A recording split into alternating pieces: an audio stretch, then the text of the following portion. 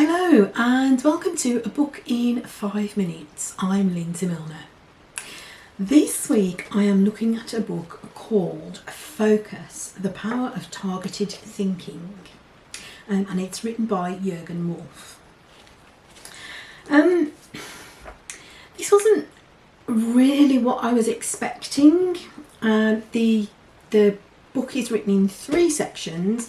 The first section talks about how to find your focus, and it talks about the 80-20 rule and how to focus on how to find your vital 20%, and also a section on goal setting. The second part is talking about focus strategies, and it's things like how to overcome obstacles to focus and how to focus on what already works. And then of course there's a chapter on procrastination. For me, focus and procrastination are kind of 2 ends of the spectrum. You're either focusing or you're procrastinating. And I felt that the section on procrastination was very, very lightweight. The third part is some tools that you can use to help develop focus. And the first tool that he talks about is how to use an alter ego strategy, how to create different sort of persona to put yourself in a position where you're looking at something from a different perspective, and how that can help you to be more effective. And I felt that still wasn't really talking about how to focus.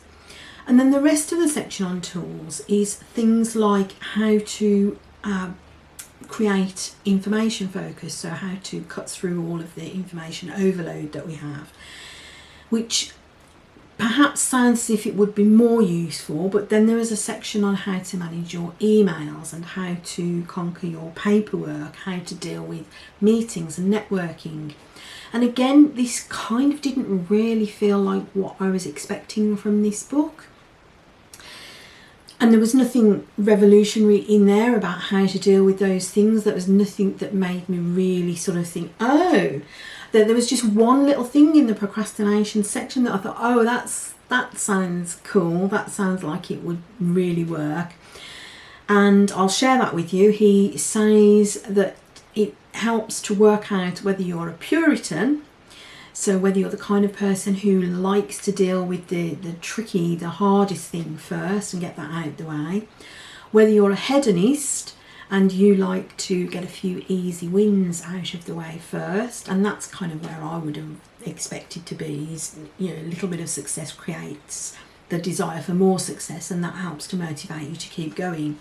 But the one that came as a bit of a surprise to me was what he calls the gambler, and he suggests putting your to-do list on index cards, shuffle the index cards, take one out and just do whatever's on the first index card that you pull out. And I thought, actually, that sounds like quite good fun. That probably would keep me engaged and motivated. The novelty of not knowing what task you've got to do first, whether it's going to be something quick and easy and yay, I've done it, or whether it's going to be something a bit more challenging, but it's like, well, you know, I've set the rules, so I've got to follow through and do it now, so I'll just get on with it.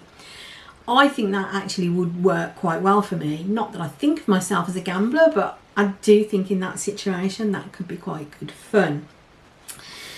That, I would say, is probably my only real, oh, I haven't come across that before, that sounds interesting, I'll give that a try.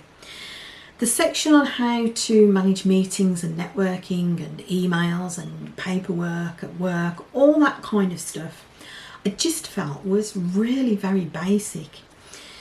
The book was focused a lot on NLP strategies. It was published in 2008, when I feel like maybe NLP was more of a thing, or maybe it's just that it was more of a thing for me at that time, I don't know. But I just felt that a lot of the information in there was too simple, too basic. If you're in your first office-based job and you want to learn how to be more effective at those things like dealing with your emails, if you feel that it's something that you struggle with, then yeah, you might get something out of this book.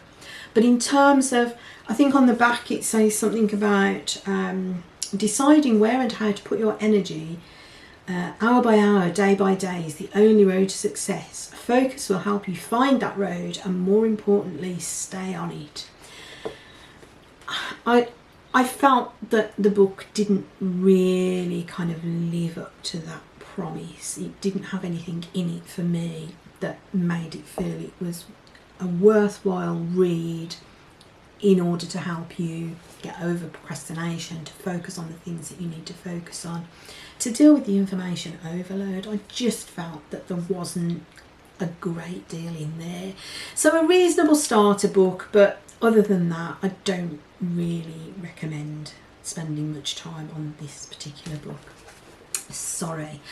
So that is Focus, the Power of Targeted Thinking. I kind of feel like I ought to suggest something that's more helpful for focus, and I did check out a couple of the older ones that I've done, but to be honest, there was nothing that jumped out as being really worthwhile that I could point you towards.